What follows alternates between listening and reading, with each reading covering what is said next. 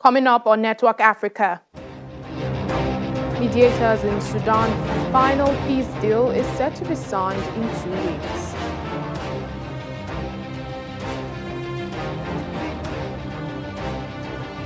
Reactions continue to trail the sudden death of Côte d'Ivoire's Prime Minister Amadou Gon Coulibaly.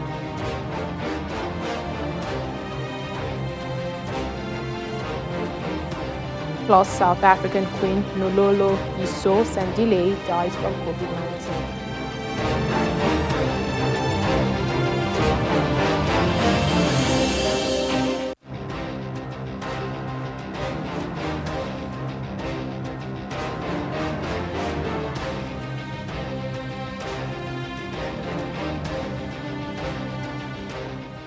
Hello and welcome to the program. I'm Layo Adegoke. We begin today with some positive news coming from Sudan, where the transitional government and rebel groups negotiating in South Sudan's capital, Juba, have disclosed that they will sign a final peace deal in 2 weeks' time. The news comes after a delegation of South Sudanese mediators returned from Sudan's capital, Khartoum. Peace talks taking place in South Sudan had stalled because of the COVID-19 pandemic, but recently resumed via video conferencing between government's delegation in Khartoum and rebel groups in Juba. Talks incorporate rebel groups operating in Darfur, Blue Nile, and South Kordofan regions, which had been fighting the government of former President Omar al-Bashir before his overthrow in April 2019. Well, elsewhere in North Africa, UN Secretary-General Antonio Guterres is warning of a new phase of conflict in Libya. Speaking with the UN Security Council, he says the conflict with foreign interference is reaching unprecedented levels. Since 2014, the oil-rich country has been split, with an internationally recognized government controlling the capital, Tripoli, in the northwest, while renegade military commander Khalifa Haftar in Benghazi controlling the east. Haftar is supported by the United Arab Emirates, Egypt, and Russia, while the government is backed by Turkey. Time is not on our side in Libya. The conflict has entered a new phase, with foreign interference reaching unprecedented levels, including in the delivery of sophisticated equipment and the number of mercenaries involved in the fighting. We are very concerned about the alarming military build-up around the city and the high level of direct foreign interference in the conflict in violation of the UN's arms embargo, UN Security Council resolution, and the commitments made by member states in Berlin. In addition, on Sunday, 5 July, unidentified Air Force planes launched an attack on Al Utia air base. The COVID-19 pandemic is a cause of growing concern in Libya. In the months of June alone, confirmed cases grew by sevenfold. This has brought the total to 1,046 confirmed cases and 32 deaths. Amid acute shortages of testing kits, the true scale of the pandemic in Libya is likely to be much higher. I strongly encourage the Libyan authorities to endorse a comprehensive national preparedness and response plan, which is a critical step to ensuring a coherent and coordinated approach to combating the pandemic. Adequate resources must be made available to strengthen the country's capacity to test, trace, isolate, and treat people.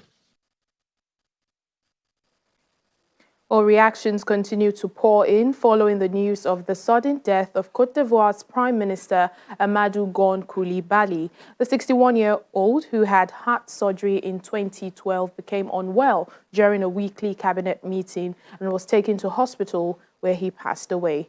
In a statement on Twitter expressing his deep sorrow, President Alassane Ouattara paid tribute to him, describing him as his younger brother, the son who was for 30 years his closest collaborator, and hailed the memory of a statesman of great loyalty, devotion, and love for his country. President of the Coalition Together for Democracy and Sovereignty and supporter of former President Laurent Gbagbo, described the death as a terrible news and a great loss. Reactions have also poured in from the international community, with Senegalese President Macky Sall, on behalf of the nation, offering condolences to his Ivorian counterpart, Coulibaly's family, and the citizens of the country. Well, Prime Minister Coulibaly's death creates Huge uncertainty over the upcoming election in Côte d'Ivoire. This is a country which has just returned to normalcy after years of political turbulence and a brief civil war that killed 3,000 people. President Ouattara had designated him as the ruling RHDP candidate in March after announcing that he himself would not seek a third term in office. On the streets of Abidjan, residents are shocked by the death of Amadou Gon Coulibaly, Ivory Coast Prime Minister and the ruling party's candidate for an October presidential election. Some residents describe Coulibaly as a great politician who worked hard and discreetly. He was a great politician. He always chose his words. He always did politics without violence, and I really appreciated that about him. That's the type of politician that we want for this country. One that uses the right tone, that works discreetly. It was really a shock for me. Derided by critics as uncharismatic, Gon Coulibaly rode President Alassane Ouattara's coattails to the heights of Ivorian politics. He served as Secretary General of the Presidency from 2012 to 2017 before being appointed Prime Minister. He had also served as Agriculture Minister under Ouattara's predecessor, Laurent Gbagbo. Analysts say Gon Coulibaly's death is likely to set off a scramble within the ruling RHDP party to replace him as its candidate in an election that is considered a key test of stability for the world's top cocoa producer. President Ouattara's first win in 2010 over incumbent Laurent Gbagbo sparked a brief civil war in which about 3,000 people died, and political tensions have been rising ahead of October's poll. The president had designated Gon Coulibaly as the RHD candidate in March after announcing that he himself would not seek a third term. The other main candidate in the October election is octogenarian ex-president Henry Konan Bedi, who declared he would run last month. Guillaume Soro, a former prime minister and ex-rebel leader, was also considered a contender, but in April was sentenced in absentia to 20 years in prison for embezzlement. Well, in East Africa, Malawi's new president, Lazarus Chakwera, is facing heavy criticism for including a husband and wife duo and siblings in his cabinet. The president's former running mate in the 2019 elections, Sidik Mia, has also been appointed Minister for Transport, and his wife, Abida Mia, is the Deputy Minister for Lands. Kenny Kandodo is the new Labour Minister, and his sister, Kumbize Kandodo, is the Health Minister. Businessman Gospel Kazako has been appointed Information Minister, and his sister-in-law, Agnes Nkusa Nkoma, is the Deputy Agriculture Minister. Earlier on, President Chakwera's first appointee to the Justice Ministry, lawyer Mordecai Misiska, refused to take up the position, saying it would look like a reward for representing him in court during the case that nullified ex-President Peter Mutharika's election win. Some have also pointed out that Mr. Chakwera had attacked Mr. Mutharika about nepotism in the past and for filling his cabinet with people from his region.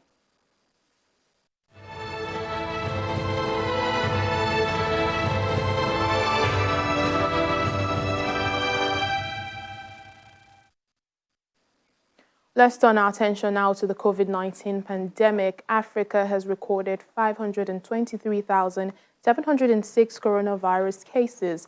Of that figure, 245,833 people have recovered, while over 12,000 people have sadly died. The country with the highest confirmed cases on the continent is South Africa, with 224,665 cases. It's followed by Egypt with 78,304. Nigeria is the latest country on the continent to cross the 30,000 mark, while Ghana is trailing behind with 22,822 cases. Algeria has also recorded 17,348. Meanwhile, the countries with the most fatalities are South Africa with 3,602, Egypt 3,564, Algeria 978, Nigeria 684, and Sudan with 636. Well, Ghana's Justice Chief Kwasi Anin-Yeboah has gone into isolation after reports that some judges tested positive for coronavirus. The Chief Justice started his 14-day quarantine on Wednesday. According to a statement by the Judicial Secretary, he will now be working from his home in the capital, Accra. Ghana's President Nana Akufo-Addo had also been working from home after he went into isolation over the weekend after coming in contact with someone who tested positive. Well, Joy News TV correspondent Joseph Akablay joins us now for more on the situation in Accra. Hello, Joseph. Thank you for joining us on the program. Just talk to us about the circumstances surrounding Chief Justice Yeboah going into isolation. There's some reports that several judges have tested positive for COVID-19. What more are we hearing at this time?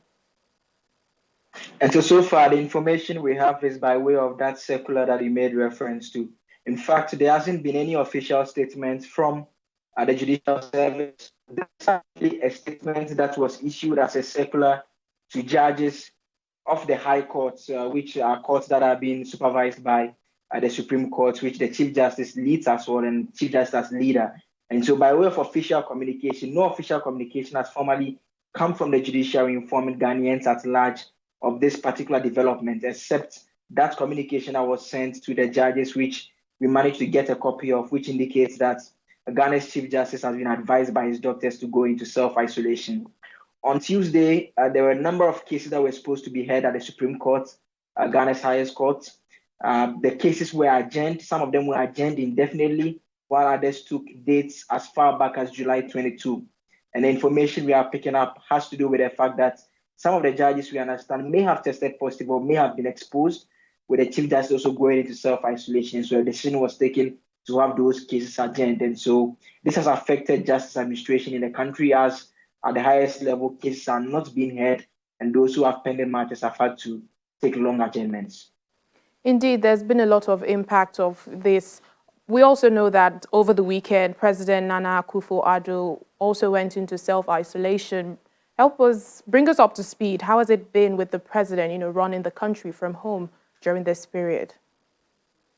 In fact, we got an update on Tuesday from the Information Minister, Kojo Point-Kroma, and so far the indication we get is that government business is running smoothly, except that there are still some other key actors who have been affected by this pandemic. And so the latest that came in since we last interacted has to do with the senior minister, Yao Safo-Mafo. In terms of the system that the government is running currently, he comes right after the vice president. He's the lead minister who leads and supervises a lot of the key ministries, the senior minister, Yao Safo-Mafo.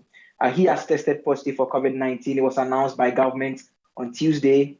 You also have the education minister, Matthew Poku-Prempeh, who was discharged from the hospital just some 48 hours ago. He also tested positive, and he's being monitored by the actors. We know that the education ministry has also confirmed that out of 50 staff working at the place, 45 of them have tested positive for COVID-19. There are other key state agencies that have all been asked to shut down as a result of persons testing positive, and they've had to be fumigated. And so in terms of its impact, that is how it has been affected. But with regards to the presidency, we know that the president is working and monitoring using technology and using phone calls to interact with his ministers to ensure that everything runs smoothly. But his agencies are being affected because people have had to go home and have to work from home. All right, Joseph Akablay, Joy News TV correspondent. Thank you so much for bringing us up to speed. Thanks for having me. A royal family in South Africa is in mourning following the death of Queen Noloyiso Sandile from COVID-19. A sister to the current Zulu monarch, King Goodwill Zwelithini, she served as regent of the Amahahabe royal family. Queen Noloyiso was married to the monarch, Magzoba Sandile, for over 2 decades until his death in 2011. She was then made the regent because her son was too young to become king.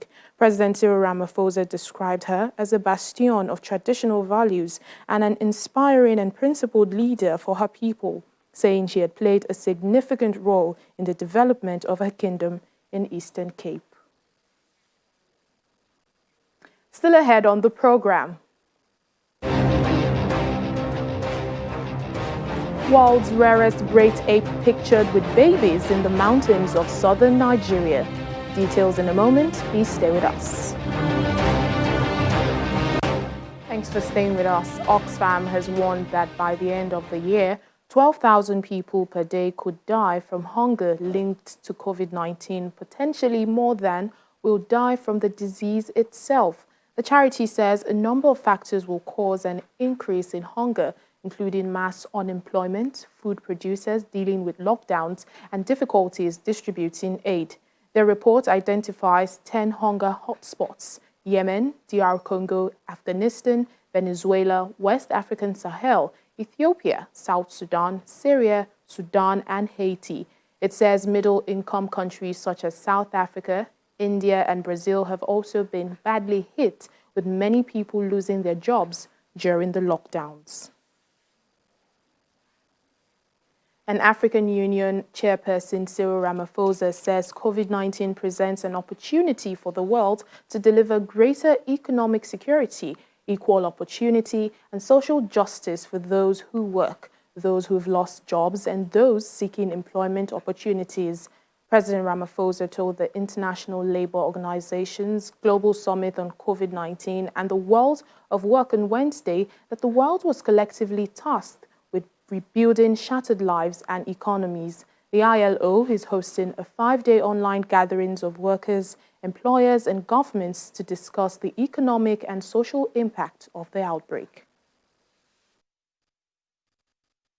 We have an immense task before us to rebuild our shattered lives and economies. The African continent has so far had lower rates of infection than many other parts of the world. But because of weak health systems, resource constraints, and pre-existing economic vulnerabilities, the long-term impact of the pandemic on Africa will be quite severe.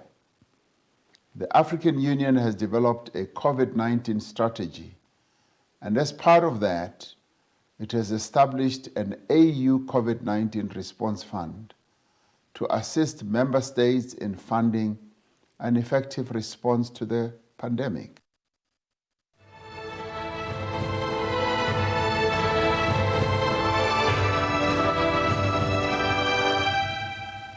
The International Committee of the Red Cross and Red Crescent says climate change, a global pandemic, and escalating conflict is hammering the majority of countries affected by the rise in temperature and disrupting programs to alleviate the effects of desertification and erratic rainfall. An ICRC report, which focuses on Mali, the Central African Republic, and Iraq, says that out of 20 countries most vulnerable to climate change, 60% are living in conflict zones, and unless urgent action is taken to mitigate the effects of global warming, 200 million people will need international humanitarian aid by 2050. Climate change will be felt everywhere, but its most crippling effects will be borne by the world's most vulnerable communities, and this includes those entering conflicts. Yet these communities are among those most neglected by climate action. Armed conflict hinders those ways of coping. Herders are no longer able to move safely with their cattle. The state's capacity to provide assistance is limited, and so is humanitarian access. Herders are forced to concentrate around water points. Some have to sell their livestock at discounted prices as they cannot travel to livestock markets far away. And some who have lost everything end up moving into urban centers or greener areas. An already poor population becomes even poorer. Well, photos have been released for the first time in years showing a group of rare gorillas in the mountains of southern Nigeria. Only 300 cross-river gorillas are known to live in the wild, making them the most endangered subspecies. But the Wildlife Conservation Society says this sighting raises hope that the animals at risk of extinction are actually reproducing. The cross-river gorillas are naturally wary of humans and have subtle distinctions from other species, such as smaller heads, longer arms, and lighter-colored hair. The Wild Conservation Society says it is working closely with the local communities and the authorities in Nigeria's cross-river states to protect the gorillas.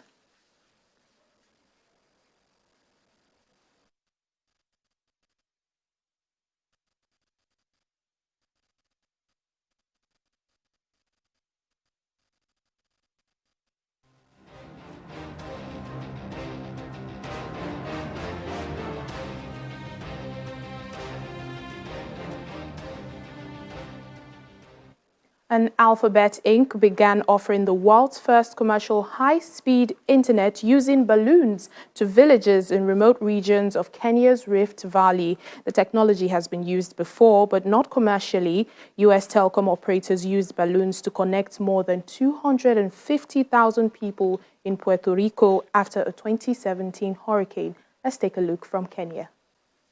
Your Excellency. Yes, I can see you very well, sir. President Uhuru Kenyatta is getting a video call from a remote part of Kenya's Rift Valley, something made possible by the launch of a world first in commercial internet. In Baringo on Wednesday, July the 8th, Google parent company Alphabet launched a high-speed internet provided by balloons. Yes, balloons. Really high-flying balloons, soaring higher than planes, hosting powerful transmitters similar to a cell phone tower. It allows people in the remote regions below to get high-speed internet through a partnership with Telecom Kenya. The technology has been used before to connect more than 250,000 people in Puerto Rico after a 2017 hurricane. But Kenya's Information Minister Joe Muncheru says this is the first commercial application. We want the rest of Africa to join us, creating a single digital market so that our 1.3 billion Africans can also all be connected. They can all be online. We can have a big market. We can have taking advantage of all the innovations that our young people are able to come up with and be able to share them. The balloons are launched from facilities in California and Puerto Rico and use artificial intelligence to navigate flight paths without much human intervention. For residents in Baringo, the long flight of the balloons means they no longer have to trek more than 40 miles to the nearest town for an internet connection. Dorcas Kipkeroy says she wants to sell her jars of honey to expatriate Kenyans longing for a taste of home. This will help me reach out to people even in the diaspora, because it has really been hard due to poor network around here. We are sometimes left behind when it comes to communication, and you want to send some honey to people, but mode of communication becomes a challenge. Loon has a deal to roll out the service in Mozambique, and the chief executive says there has been increased interest from operators and government after lockdown measures force people to rely on the internet more heavily. And that's where we end Network Africa today. Thank you so much for watching. I'm Layo Adegoke. Stay safe.